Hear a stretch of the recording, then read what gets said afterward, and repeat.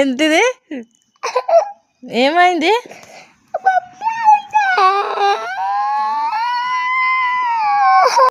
యూట్యూబ్లో వీడియోస్ చూసుకుంటూ ఉంటే పాపం ఒక ముసలమ్మ కనిపించింది.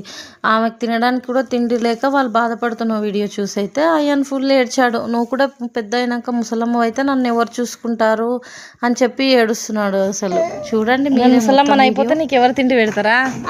నువ్వు చిన్నగా ఉన్నప్పుడు నేను ముసలమ్మని అయిపోను.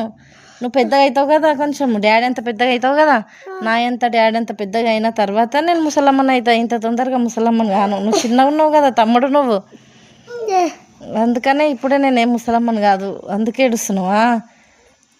నేను ముసలమ్మని అయిపోతానే ఏడుస్తున్నావా?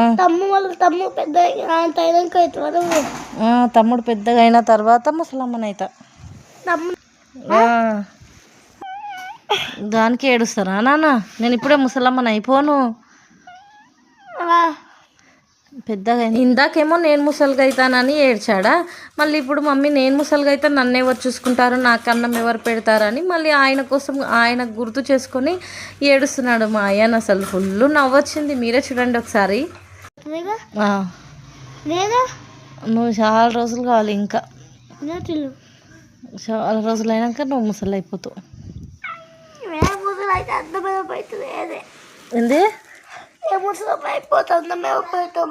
ఎవరికి? నాకు.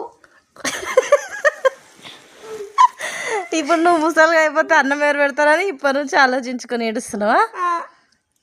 నువ్వు ముసలిగా అయిపోతే నీకు పిల్లలు పుడతారు కదమ్మా, నీ పిల్లలు నేను చూసుకుంటా.